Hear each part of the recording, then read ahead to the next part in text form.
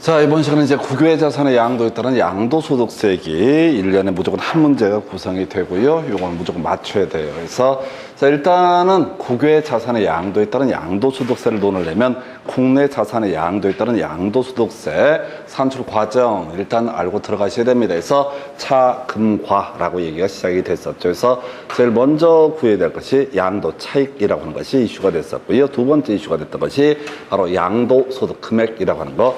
세 번째 양도소득 과세 표준까지 계산을 해야 했었고요. 그리고 나서 세율을 곱하게 되면 이게 소위 이름하여 양도소득세 산출세액 이렇게 갔습니다. 또 가보겠습니다. 그래서 양도차익을 계산하는 방식, 자 실거래가고요. 그다음에 추계결정 얘기로 얘기가 전개가 됐었죠. 그래서 지난 시간 우리가 이제 필요 경비에 포함되는 거, 포함되지 않는 거 겁나 복잡하게 돼 있는데 지산증 이걸로 다 얘기 끝났었죠. 그래서 지연 때문에 발생하는 이자 상당액이라고 하는 것은 소위 필요 경비, 취득가액의 범죄에 포함시키지 아니한다.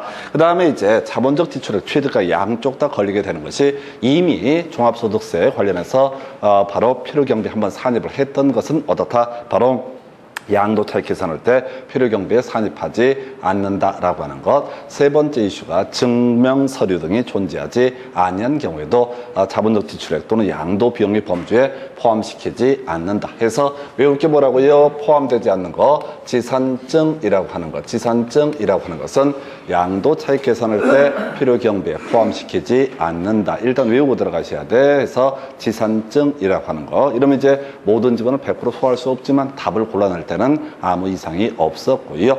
그 다음에 이제 양도차익의 추계결정에서 7년 동안 3문제가 4문제 나왔던 주제, 양도가액의 추계결정 순서라고 하는 거 이렇게 되어 있었죠. 매, 감기 해서 매매 사례가액, 감정가, 그 다음에 기준시가 이런 순서로 갔던 것이고, 그 다음에 이제 필요 경비 관련 취득가액의 범주, 자 추계결정하는 순서, 매감 환기라고 하는 거, 매매 사례가액, 감정가, 그 다음에 환산가액, 그리고 기준시가라고 하는 것은 포함되지 않는다. 이렇게 논의가 됐었고요. 매감 환기라고 하는 거 거의 이 문제로 모든 문제를 해결할 수가 있었다. 그 다음에 이제 양도가액과 추가자 취득가액을 통할해서 얘기할 때는 매감 환기라고 하는 것에서 소위 환산가액이라고 하는 것은 취득가액을 계산할 때만 적용하는 개념이 된다 해서 하여튼 시험 문제는 딱 이 정도 순서에서 끝났었고요.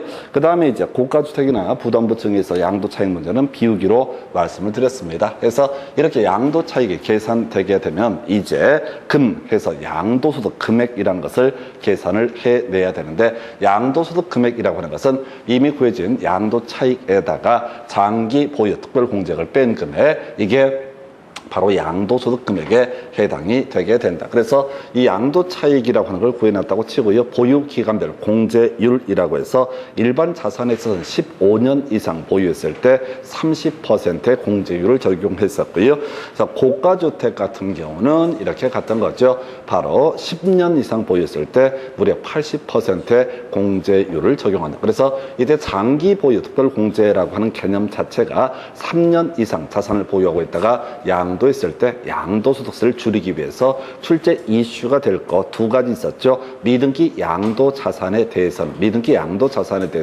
소위 장기 보유 특별공제 적용하지 않는다라고 하는 거. 미등기 양도자산은 장기 보유 특별공제 적용하지 않았었고 기본공제도 적용하지 않았었고 세율은 70%. 물론 미등기 양도자산에서 출제 포인트가 되는 것은 다른 건 다 쓸데없는 소리고 점점점 미등기 양도자산에 포함되지 아니한다라는 게 논의의 포인트가 됐던 바가 있습니다. 자, 그래서 장기보유 특별공제 적용 배제가 되는 게 미등기 양도자산하고요. 조정 대상 지역에서 2주택 이상의 소유자 이런 경우에는 어떻다? 장기보유 특별공제 적용을 하지 않는다. 그래서 미등기 양도자산에 포함되지 않는 거 이렇게 외우고, 비사업용 토지에 포함되지 않는 거 이런 걸 외워야 하듯이, 그 다음에 지금 장기보유 특별공제를 적용하지 않는 거, 적용하는 거는 간단한 주제라서 이슈가 안 되고 항상 시험 문제 구성할 때는 아닌 것을 가지고 구성을 하게 될 것이다 해서 조정 대상적 운운하게 되면 어떻다? 장기보유 특별공제 적용을 하지 않는다. 일단은 나중에 문제 보면서 좀 디테일하게 가는 건 그 다음 문제고요. 이렇게 보셨고요. 그 다음에 이제 자 양도소득 과세 표준이라고 하는 요거 할 때 이제 이슈 삼아냈던 게 그런 게 있었죠. 자, 우리가 소득세가 세 가지가 존재하게 된다라고 전제합니다. 종합소득세, 사업소득, 기타소득 등을 대상으로 하는 소득세가 종합소득세가 되겠고, 퇴직소득세, 그 다음에 양도소득세. 그래서 어떤 분이 한 해에 뭔 일이 터졌어, 퇴직해서 퇴직소득세 내야 되고, 그때 이제 형편이 좀 어려워져서 자산 중에 하나를 양도해서 얻게 되는 소득, 양도소득에 대해서 양도소득세 내야 되고요. 그 외에 나머지 잘리기 전까지 월급 받았던 게 있으니까 종합소득세를 낸다라고 이렇게 전제를 했을 때 이 세 개의 과세 표준은 각각 따로 구분해서 다 계산하게 된다. 이런 식으로 해서 이런 유치한 것을 답을 구성을 했던 바가 있습니다. 어찌됐든 간에 지금 차금과해서 양도소득 과세 표준이라고 하는 것은 양도소득 금액에서 기본 공제 250만 원을 뺀 금액, 이게 바로 과세 표준 이렇게 얘기합니다. 그리고 지난 시간에 마지막 논의했던 것이 바로 세율이라고 하는 거. 어려워 못해요. 쉬운 거 갑시다. 주택 1년 미만 보유했을 때 40%의 양도소득세율을 적용을 하게 된다. 그 다음에 이제 토지 1년 미만, 건물 1년 미만 하게 되면 기본적으로 50%, 1년 이상 2년 미만이 되게 되면 40%의 세율을 적용한다 해서 딱 요 정도까지만 준비하고 문제를 풀어가실 수가 있다고 말씀을 드렸습니다. 그래서 요 정도가 지난 시간까지 논의했던 주요한 산출 과정이 되게 될 것이고, 그 중에 좀 특이한 거 있었죠. 부담부 증여, 증여 관련해서. 자, 지금 증여 받은 날부터 5년 내에 양도하는 경우, 이때는 증여를 받은 사람, 즉 수증자가 취득한 시기나 취득 가액을 기준으로 양도소득세를 계산하는 것이 아니라 증여했던 사람이 취득했던 시기 가액을 기준으로 해서 양도소득세 산출을 하게 된다. 그래서 만약에 취득세, 양도소득세 증여받아서 5년 초과해서 만약에 이것을 양도했다라고 한다면 그때는 자신이 증여받은 가액, 이걸 기준으로 또 증여받은 시기를 기준으로 해서 양도소득세 산출하게 된다. 이렇게 보셨어요. 자, 그래서 이제 지금 국외 재산의 양도에 따른 양도소득세라는 개념을 보게 될 텐데, 일단 스토리 자체는 차금과 이렇게 가셔야 돼. 이 문제를 풀어가기 위해서도 그냥 차금과라는 뼈대를 가지고 접근을 하셔야 됩니다. 그래서 제일 먼저 논의하게 될 것이 양도 차익의 계산 방법. 국내 자산의 양도에 따른 양도소득세, 기본적으로 실거래가를 기준으로 해서 양도 차익 등을 계산을 해야 될 것인데, 문제는 실거래가를 확인할 수 없는 경우 등이 존재한다. 그럼 추계 결정의 문제로 넘어갔던 바가 있습니다. 그런데 국외 자산의 양도에 따른 양도소득세 계산을 낼 때는요, 기본적으로 실지 거래 가액에 따라서 얻었다 양도 가액과 필요 경비 등을 계산을 하게 된다. 그런데 국내 자산의 양도에 있어서는 예외 있었죠. 자, 실거래가를 확인할 수 없다라고 하면 기준시기, 매감 환기 뭐 이런 식의 내용을 얘기하면서 추계 결정을 할 수가 있다. 근데 국외 자산의 양도에 대해서는요, 추계 결정이 쉽지가 않습니다. 그 나라에 매매 사례 가액 이런 개념이 있는지, 감정가가 있는지, 환산 가액이라는 개념 또는 기준시가라는 개념이 있는지 없는지조차도 불분명하기 때문에 이때는 실거래가를 확인할 수 없다라고 하게 되면 바로 뭐에 따라서 시가에 따라서 다 바로 양도가액 또는 이제 취득가액을 판단을 하게 된다. 나머지 필요 경비에서 취득가액에 대응해서 자본적 지출액 양도비라고 하는 것은 큰 이슈가 되지 않습니다. 그래서 계속 논의의 포인트를 미리 외우고 들어가야 돼. 실거래가에 대응해서 지금 국내 자산의 양도에 있어서는 매감 환기, 매감기 이런 식으로 논의가 전개가 됐던 것이고요. 그 다음에 여기서는 뭐라고요? 여기서는 시가라고 하는 거. 그래서 매감 환기 이런 것들은 적용될 여지가 없다. 제가 달라지는 부분이 이게 하나가 되게 될 것이고, 이게 양도 차익, 달라지는 부분에 포인트를 두셔야 돼. 자, 그 다음에 지금 장기 보유 특별공제라고 하는 거, 우리나라 부동산 가격이 급등한다고 전제해서 오랫동안 보유하고 있게 되면 세금 많이 내야 되는 이런 문제가 발생하게 된다. 그래서 나온 얘기가 뭐라고요? 바로 장기 보유 특별공제라고 하는 개념을 만들어내게 되죠. 그래서 이 장기보유 특별공제, 자, 외국에서는 부동산 가격이 뜨는지 안 뜨는지 모르겠습니다. 그래서 우리 세법에서는 국외 자산의 양도에 따른 양도소득세 산출의 내용에 있어서 장기보유 특별공제라고 하는 것은 다 적용하지 않는다. 이렇게 해석을 하게 될 것이고요. 기본공제라고 하는 거, 예, 요건 연 250만 원 똑같이 적용을 하게 된다. 그러면 이제 국내 자산의 양도와 국외 자산의 양도에 따른 양도 차익, 양도소득세 산출하는 과정에서 달라지는 부분이 뭐냐라고 했을 때, 자, 실거래가 기준으로 가야 되는데 예외적으로 국내 자산의 양도에 있어서는 추계 결정이라는 개념이 하나의 이슈가 됐었고요. 이에 대응해서 여기서는 시가라고 하는 거, 이거 달라지게 된다. 그 다음에 또 하나가 장기보유 특별공제라고 하는 것은 국외 자산의 양도에 따른 양도소득세 계산할 때는 적용되지 않는 개념. 그래서 얘기가 단순해지죠. 양도 차익이 계산되게 되면 장기보유 특별공제 적용할 필요 없고요. 그냥 0을 빼겠지요. 그럼 이제 양도소득, 자, 금액이라는 것이 나오게 될 테고, 그래서 양도소득 금액하고 양도 차익이 똑같을 수밖에 없어지게 될 테고요. 그 다음에 양도소득 과세 표준이라고 하는 개념이 하나 이슈가 될 텐데, 이때 250 빼는 것은 동일한 논리 구조로 되어 있다. 이렇게 봅니다. 그리고 나서 산출세액은요, 이제 그냥 표준세율을 적용을 하는데 우리 시험과는 별 관련이 없어요. 그래서 이게 이제 살아나 붙일 것이 우리 미등기 양도 자산 같은 경우에는 장기보유 특별공제 적용하지 않았었고요. 기본공제 적용하지 않았었고, 세율 얼마? 70%를 적용을 한다라고 하는 거. 자, 국외 자산의 양도에 있어서는 미등기 양도 자산 등에 관련된 조항은 애초에 적용을 하지 않는다. 외국에서 물권의 공시 수단으로서 등기 제도가 있는지 없는지 자체도 불분명한 것이기 때문에 바로 미등기 양도 자산에 관한 조항은 적용하지 않는다라고 할 것. 요게 기본적인 골격. 물론 논의의 전제 출발점은 뭐가 돼요?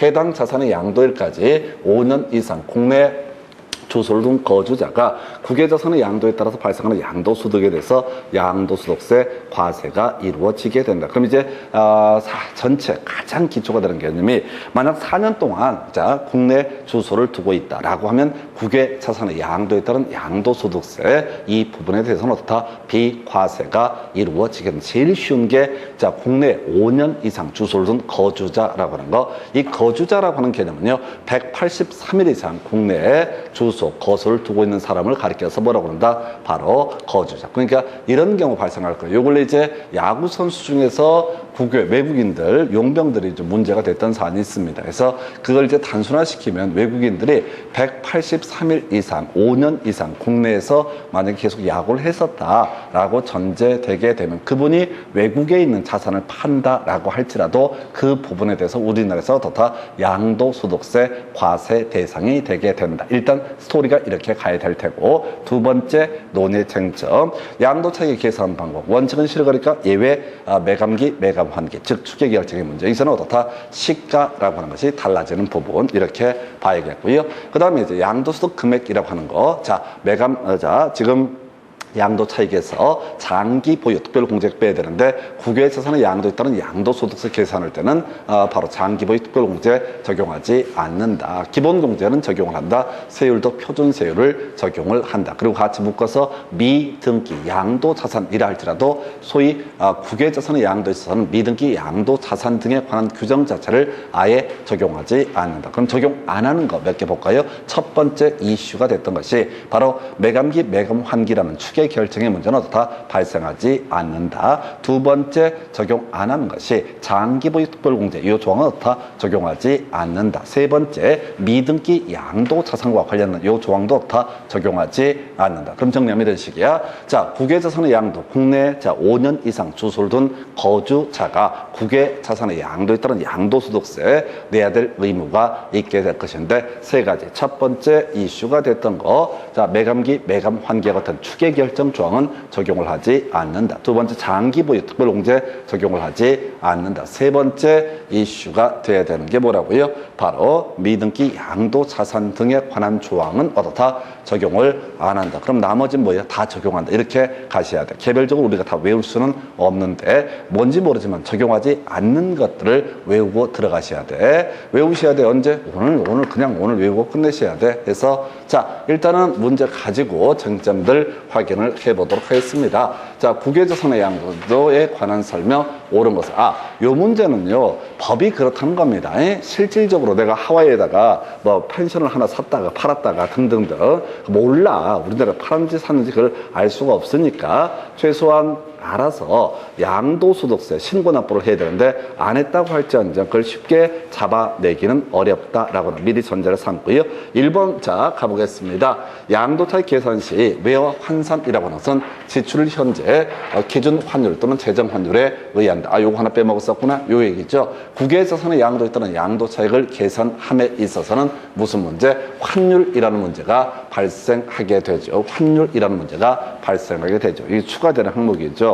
양도가액에 대한 양도가액의 경우 지금 언제 수령한 날의 기준 환율 또는 재정 환율에 따라서 곱해주게 될 테고요. 그 다음에 지금 이제 필요경비, 이건 취득가액이라든가 자본재 지출액 양도 비용을 얘기하는데 이것은 언제 지출한 날 현재 외국환 거래법에 따른 기준 환율 또는 지금 재정 환율에 따르게 된다. 요렇게 논의를 하게 됩니다. 그래서 이 문제는 지금 하나 빼먹었던 주제 예를 가지고 답을 구성을 했고요. 국외 자산 양도시 양도소득세 납세 의무자 3년간 해서 틀렸죠. 5년간 국내 주소를 둔 거주자만이 국외 자산의 양도에 따른 양도소득세 납세 의무가 있다. 그 다음에 이제 미등기 국외 토지에 대한 양도소득세율 이런 거 없다고 그랬어요. 미등기에 관한 조항은 국외 자산의 양도에 따른 양도소득세랑 아무런 관련이 없다. 4번 장기 보유 특별공제라고 하는 것 역시 어떻다? 적용하지 않는다라고 하는 것. 지금 차이점을 가지고 계속 지문이 구성이 됩니다. 5번 지문이요. 국외 자산의 양도가액 실거래가에 있다 할지라도 시가에 의하는 것이 원칙이라 해서 원칙은 실거래가 예외 시가라고 이렇게 논의가 됐었습니다. 그래서 이 문제 답은요 1번 이렇게 보시고요. 두 번째 문제 가서 살펴봅니다. 소득세법상 국외 자산의 양도에 따른 양도소득세 과세에 있어서 그 준용되지 않는 것은 이거 찍는 문제 상당히 어려운 거야. 전체 그림을 알아야지 풀 수 있습니다. 뭘 준용하는지 개별적으로 하나하나 외울 수는 없어요. 가볼까요? 비과세 양도소득 이게 뭔 소리냐면 저런 거 있었죠.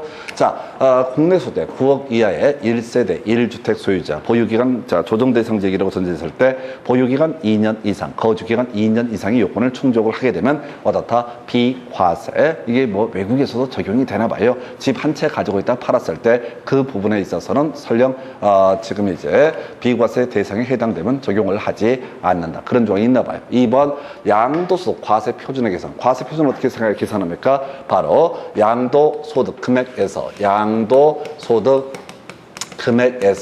과세 표준이니까 여기서 뭘 빼야 돼요? 바로 장기 보유 장기 보유 특별 공제액을 빼게 되면 틀렸다. 요거 다시 갑시다. 지금 양도소득 금액에서 250만 원 빼는 거죠. 기본 공제 250을 빼게 되면 뭐가 된다? 양도소득 과세 표준. 그래서 기본 공제에 관한 조항은 어떻다? 준용하게 된다. 이런 식의 취지. 답은 3번인가요? 기준시가라고 하는 거.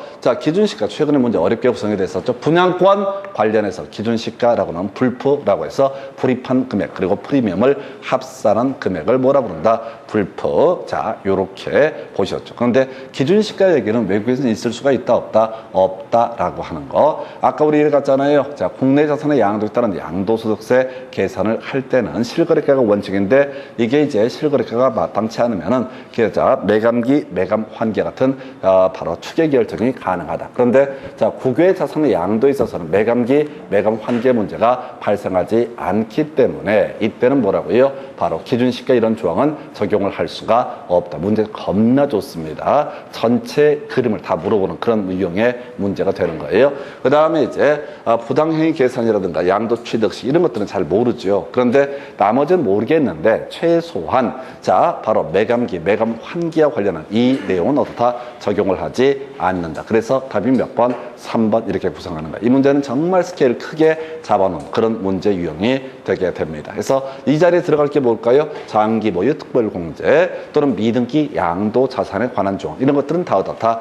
이 자리에 들어갈 수가 없다라고 하는 거. 이렇게 완전히 스케일 크게 구성했던 문제. 그래서 지금 제가 설명드릴 때 국내 자산의 양도에 따른 양도소득세하고요. 국외 자산의 양도에 따른 양도소득세 이렇게 달라지는 부분 설명을 드렸습니다. 그 정도고요.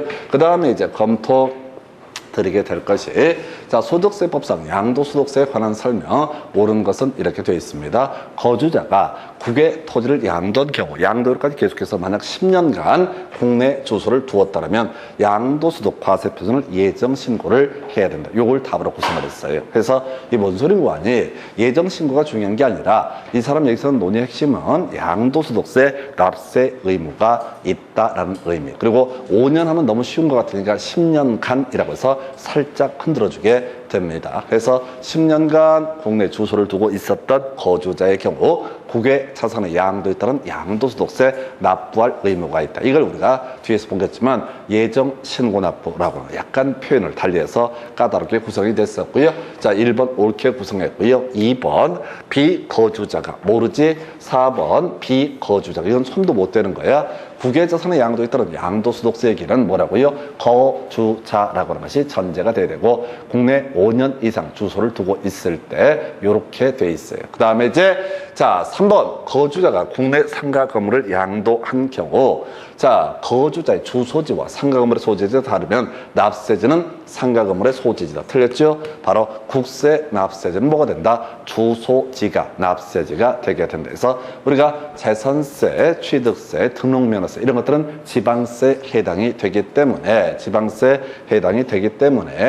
요때 지방세 해당이 되기 때문에 그때 이제 문제가 되게 되는 것이 뭐가 있었냐면은 부동산의 소재지가 납세지가 되게 된다. 요렇게 이제 그림을 잡아야 할 것이고요. 이에 대응해서 지금 이건 뭐야? 자, 상가 건물의 소재지가 아니라 주소지, 양도소득세, 종합소득세, 종합부동산세는 부동산의 소재지가 아니라 바로 납세 의무자의 주소지가 납세지가 되게 된다. 자, 5번 거주자가 국외 주택을 양도한 경우 양도일까지 계속해서 5년간 국내 주소를 두었다면 자, 이때 장기보유 특별공제는 적용되지 않는다라고 해야 되죠. 그래서 국외 자산의 양도에 따른 양도소득세 납부할 의무가 있지만은 뭐는 바로 장기보유 특별공제는 적용을 하지 않는다. 이렇게 해석을 하게 됩니다. 그래서 자, 이 문제 답은요 1번 이렇게 구성을 하게 됩니다. 이런 문제 가실 때 비거주자 운운하게 되면 아예 다 무시하고 넘어가셔야 돼. 이게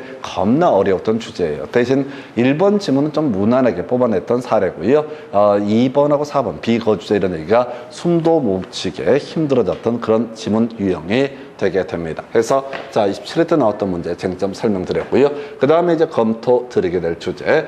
자 거주자 갑이 국외에 있는 양도소득세 과세 대상 엑스토지를 양도함으로써 소득이 발생했다. 틀린 것은 1번 갑이 엑스토지 양도일까지 계속 5년 이상 국내 주소 또는 거소를 둔 경우 납세 의무가 있다. 오른편 구성을 하고 있습니다. 2번 갑이 국외에서 외화를 차입해서 엑스토지를 취득을 한 경우 환율 변동으로 인해서 외화 차익금으로부터 발생하는 환차익은 양도소득의 범위에서 제외한다. 이 위화를 따라서 2번은 건드리시면 안 돼. 양도차익이라고 하는 거. 자, 자산의 양도에 따라 발생하는 소득을 얘기하고요. 환차익은 포함되지 않는다. 이런 논리 구조인데 실제 시험 보실 때는 뭐지? 라고 이렇게 넘어가셔야 돼. 틀리고 맞고가 중요한 것이 아니라 일단 얘는 우리가 터치할 수 없는 영역이다. 이렇게 접근하실 것. 3번 엑스토지 양도 가액은 실거래가 하는 것이 원칙이다. 자, 4번 엑스토지의 양도 차익에서 장기보유 특별공제 공제한다 해서 틀리게 구성이 됐죠. 국외자산의 양도에 있어서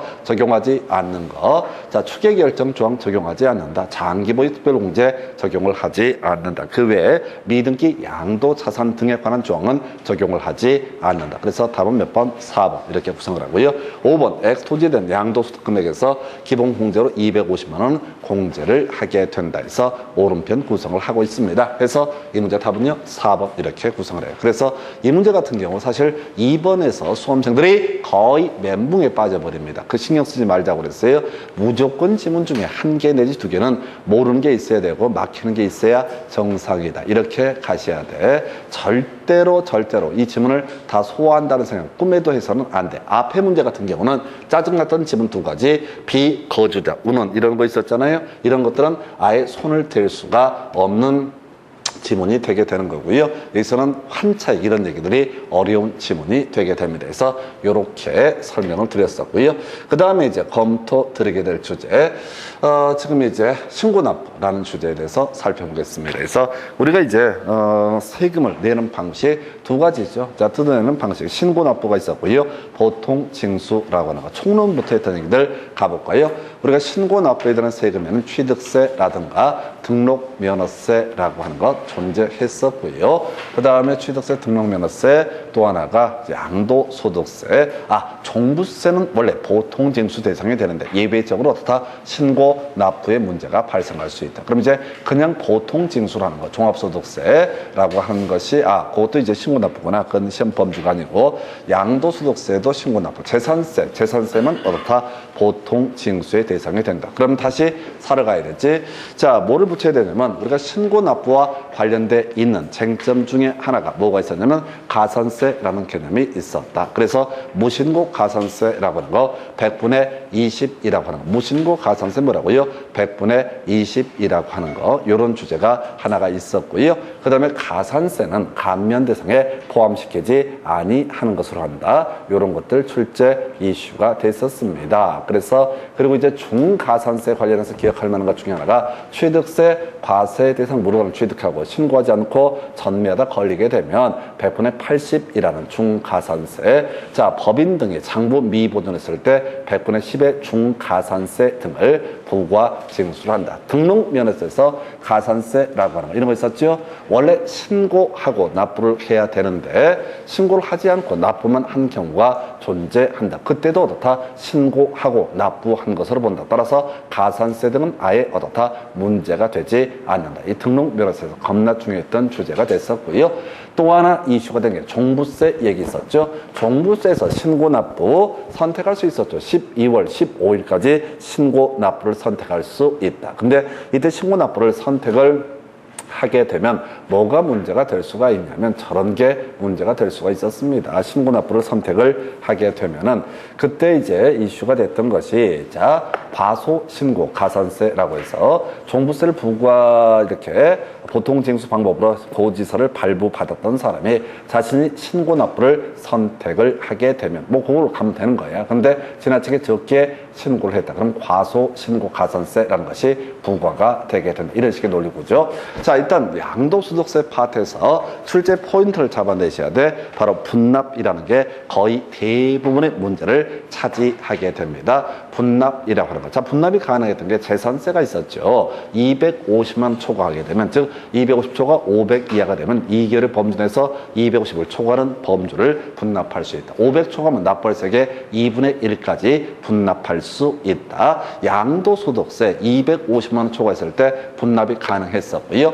자, 250초가 500 이하가 되면 250을 넘는 금액 6개월의 범위에서 분납할 수 있다. 재산세는 2개월, 종부세는 6개월 이런 식으로 되어 있었죠. 그리고 나서 또 논의를 삼을 수 있었던 것 중에 뭐가 있었냐면 저런 거 있었다. 바로 지금 기억을 하실 만한 주제 중에 하나가 지금 갑자기 생각이 안 나. 하여튼 종부세 500초과면 납부세액의 2분의 1을 얻었다. 6개월의 범위에서 분납할 수 있다. 근데 자, 물납이라는 것이 재산세에서 출제 이슈가 됐었죠. 자, 1000만 원 초과 그 지자체 관할구역 안에 있는 부동산 물납할 수 있다. 그러면서 시가라고 하는 거 요거 하나 기억해 주십시오. 근데 분납 얘기는 주로 출제되는 쟁점 재산세에서 한번 답을 뽑아냈었는데 분납 얘기는 어디서 바로 양도소득세에서 주요한 이슈가 되게 됩니다. 그래서 이제 신고납부를 봐야 되는데 자, 요거 좀 특이한 것부터 가야 되죠. 우리가 납세 의무의 성립 시기라고 하는 거 이렇게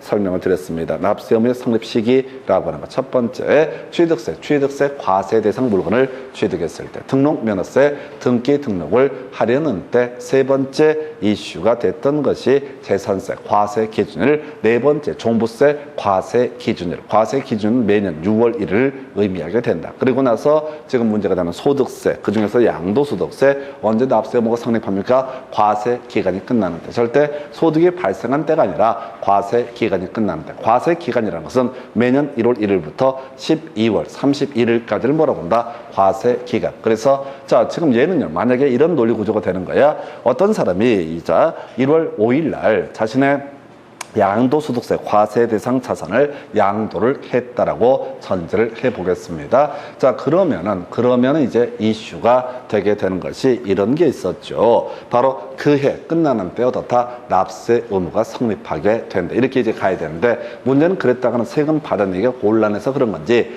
납세 의무 성립 시간을 무관하게 예정 신고 납부라는 개념을 만들어내게 됩니다. 그래서 자, 검토를 해보면 이런 식이죠. 자, 양도소득세 부과 대상 자산을 양도한 거주자 그 양도일이 속한다는 말일부터 2개월 내에 납세지 관할 세무서장에게 신고를 해야 된다. 그래서 몇 가지 뭐 허가구역도 있고 복잡한데 다 빼버리고 기본적으로 그 달의 말일부터 얼마 2개월 내 신고 납부를 해야 된다. 이게 가끔 지문에 떠요. 분기의 말일부터 2개월 이렇게 해서 다 틀리게 나온 적도 있는데 한중에 이런 것들은 양도소득세에서 기초 신고 납부 파트에서 워낙 기초가 되는 개념이니까 얘를 갖고 답을 뽑을 개연성은 없다고 보셔야 좀 이따 문제 보시면 숫자 조회봤자 생활에 전혀 보탬이 되지 않습니다. 그래서 이 살붙일 것들이 있죠. 자, 지금 만약에 이 사람이 양도 차손이 발생했다 또는 양도 차익이 없다라고 할지라도 바로 신고할 의무가 있게 된다라고 하는 거. 해서 신고를 안 하면 어떻게 돼요? 무신고 가산세라는 개념이 문제가 되죠. 그래서 무신고 가산세는 납부할 세액의 100분의 20이라고 되어 있습니다. 그러니까 지금 양도자 소득세 과세 대상 자산을 이전하고 지금 양도 차손이 발생했다. 그러면 어떻다? 신고 납부를 해야 된다. 근데 현실에 있어서는 어떻다고요? 신고 납부하지 않습니다. 왜? 어차피 가산세가 영원히 되기 때문에 현실적으로는 굳이 신고할 필요가 없다. 그러나 시험용으로 접근을 할 때는 뭐라고요? 바로 신고해야 된다라고 하는 거. 이런 게 이슈가 되게 됩니다. 그래서 이렇게 하나 살펴드렸고요.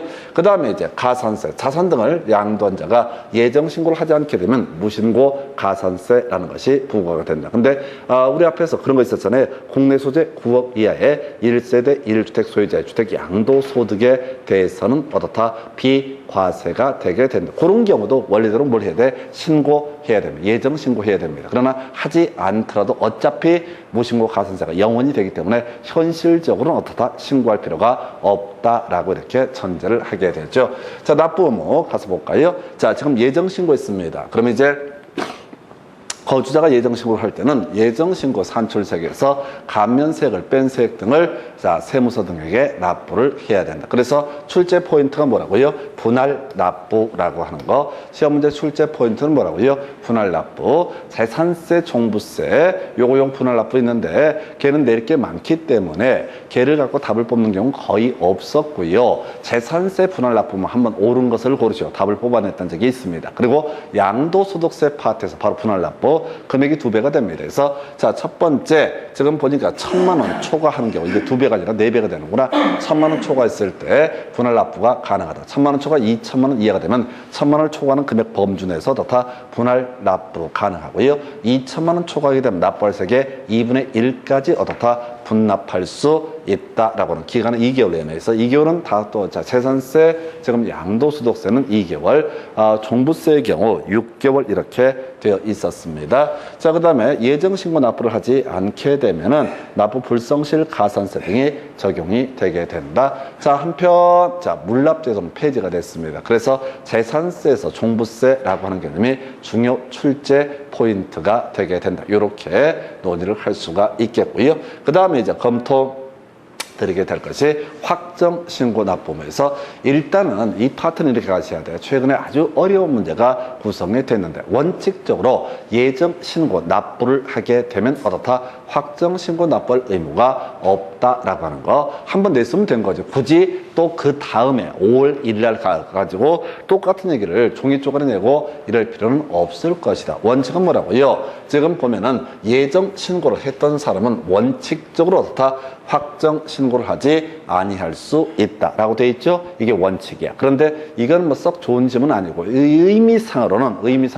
예정 신고 납부했으면 어떻다? 확정 신고할 이유가 없다. 돈 다 냈는데 굳이 할 필요가 없다. 그런데 보니까요. 이게 볼까요? 확정 신고를 하여야 한다라고 돼 있죠. 예, 그럼 외우면 되겠습니다. 원칙적으로는 어떻다. 예정신고 납부했으면 확정신고 납부할 의무가 없다. 근데 예외적으로 어떻다. 확정신고 납부를 해야 된다. 그래서 외울 게 뭐라고요? 확정신고 납부를 하여야 한다. 이걸 외우시는 거예요. 어떤 경우? 겁나 긴 경우입니다. 사연을 쫓아가시면 안 돼. 그냥 우리가 외울 게 상식적으로 뭐라고요? 예정신고를 했을 때 확정신고를 하지 아니할 수 있다. 일단 이렇게 알면서 시험 문제 구성할 때는 끄트머리를 봐야 돼. 바로 확정신고를 하여야 한다라고 돼 있죠. 이 사연이 한번 출제가 됐었다고. 그래서 우리 시험이라고 하는 건 원칙과 예외 관계를 구성했을 때 항상 뭘 갖고 낸다? 예외를 가지고 내게 된다. 그래서 자, 시험 지문에 확정신고를 하지 않아도 된다. 틀린 표현 되겠습니다. 당연히 원칙적으로 예정신고를 했으면 어떻다?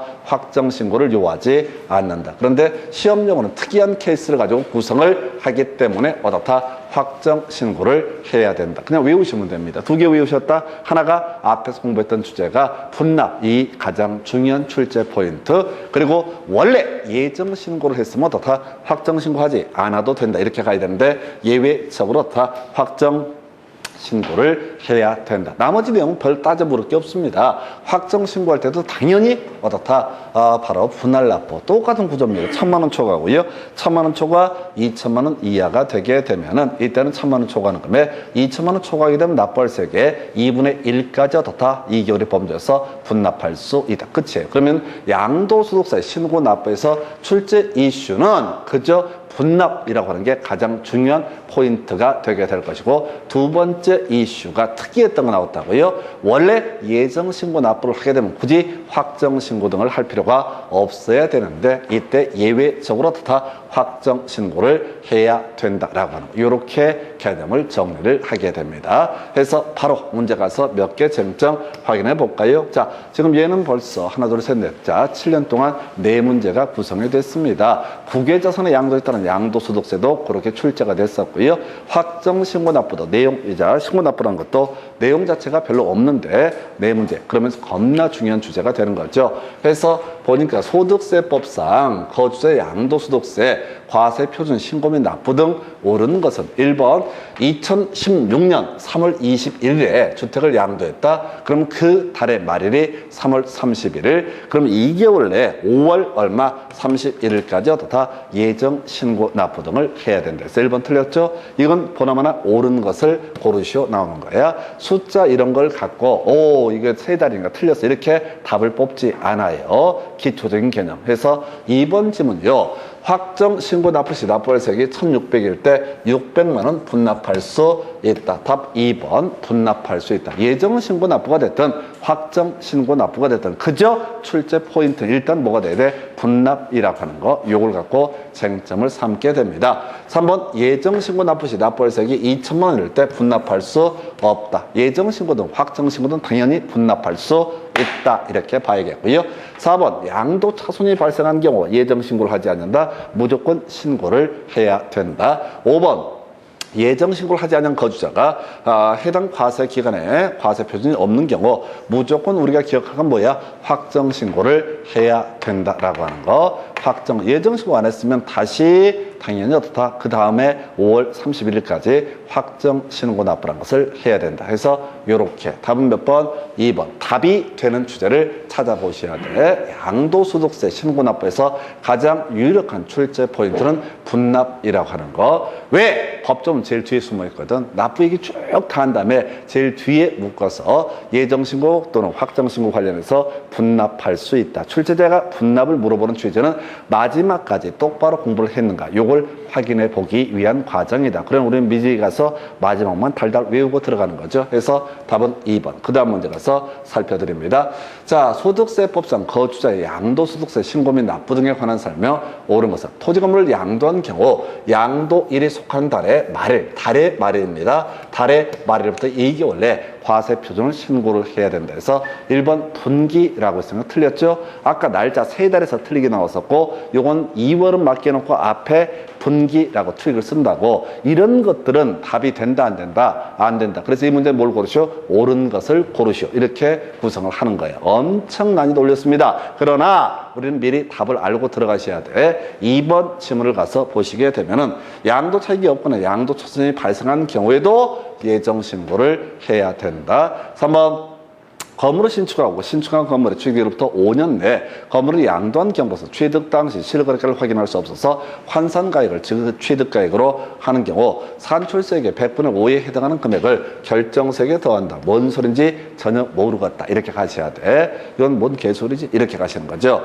자, 4번 양도소득 과세표준 예정신고 시 납부할세액이 1,000만 원 초과하더라도 그 분할 납부를 할 수는 없다 해서 틀렸죠? 1번 틀렸고 2번 틀렸고 4번 틀렸고 5번 끄트머리 확정 신고를 해야 된다. 나와 있죠? 5번 끄트머리 뭐라고요? 확정 신고를 해야 한다. 그 다음 몇 번? 5번 이렇게 구성하는 겁니다. 맥락 사연 검토하시면 안 됩니다. 두 개 딸랑 외워서 쇼부를 보는 거야. 분납 얘기하고 원칙적으로 예정신고 등을 했을 때는 확정신고를 하지 않는데 예외적인 경우에 어떻다? 확정신고를 해야 된다. 해서 이 문제 같은 경우 3번 같은 건 쫓아가시면 안 돼. 지문적에서 하나쯤 모르는 게 있는 게 정상적인 이 두뇌 발육을 위해서 좋습니다. 그냥 다 줄줄줄 하다 보면 시험장 가서 절대 불가능한 일들에 도전을 하시는 거예요. 그래서 이 문제 답은 몇 번? 5번 이렇게 갑니다. 그 다음 문제.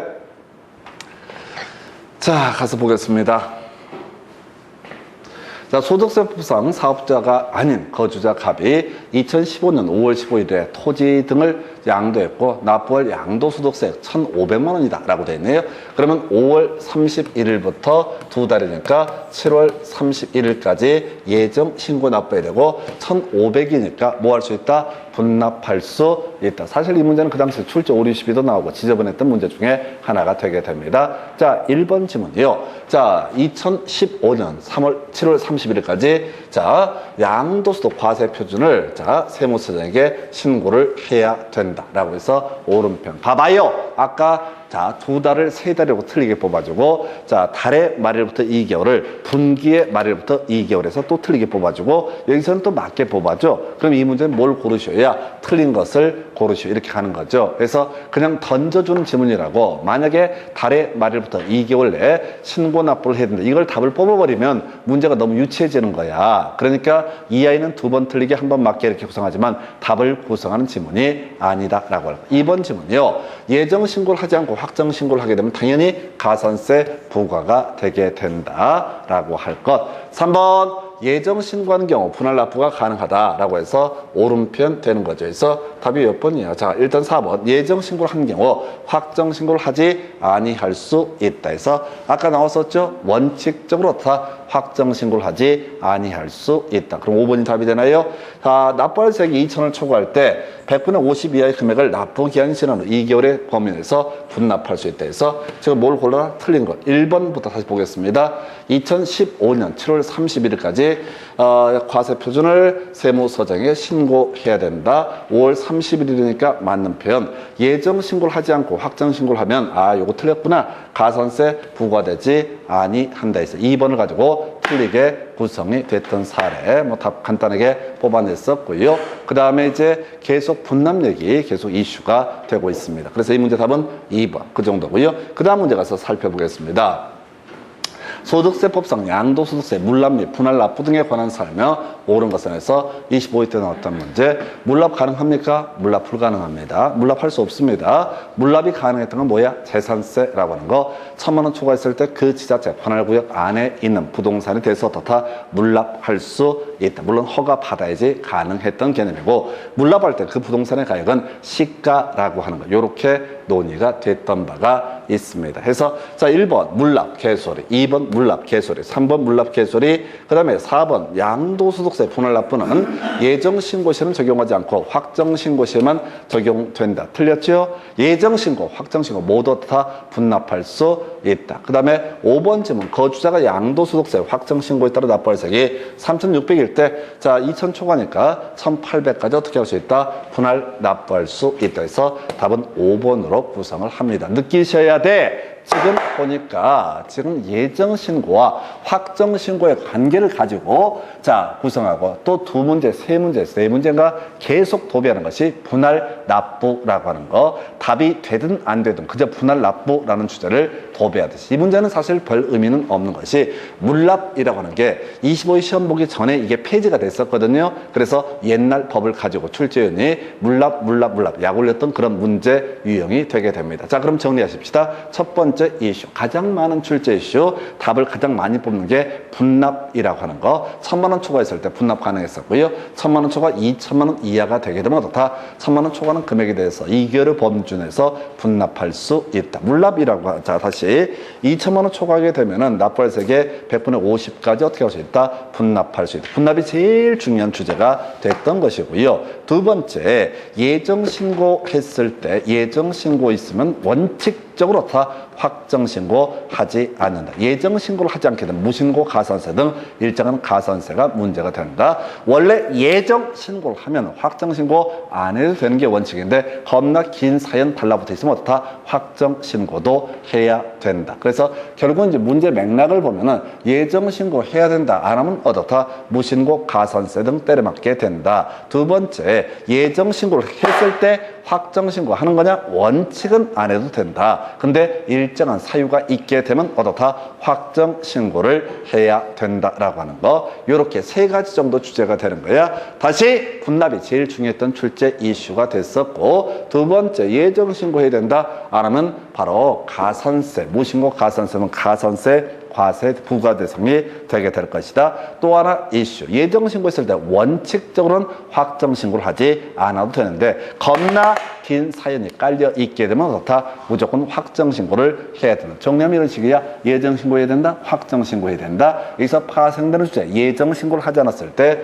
무신고 가산세 때려 맞을 수 있다. 확정 신고해야 된다. 근데 원칙은 해야 되는데 다시 원칙은 안 해도 되는데 예외적으로 일정한 사유가 있으면 어떻다? 확정 신고를 해야 된다. 그리고 문제 대부분을 차지하는 분납이라고 하는 거. 답이 되든 안 되든 그저 분납이라는 주제를 가지고 쟁점을 삼아내고 있습니다. 그래서 이렇게 해서요. 자, 답은 5번. 그 다음 문제는요. 지방소득세라고 하는 것이 나와 있는데 그냥 웃기려고 낸 문제입니다. 그래서 의미가 없는 문제. 그래서 이건 이제 결국 소득세 중에서 지방소득세를 냈다고 출제 오류까지는 아닙니다. 그래서 부동산에 관련된 세금이니까 맞긴 한데 이거는 이제 16년 동안 딱 한 번 쳤던 이상했던 문제에서 버리시고요.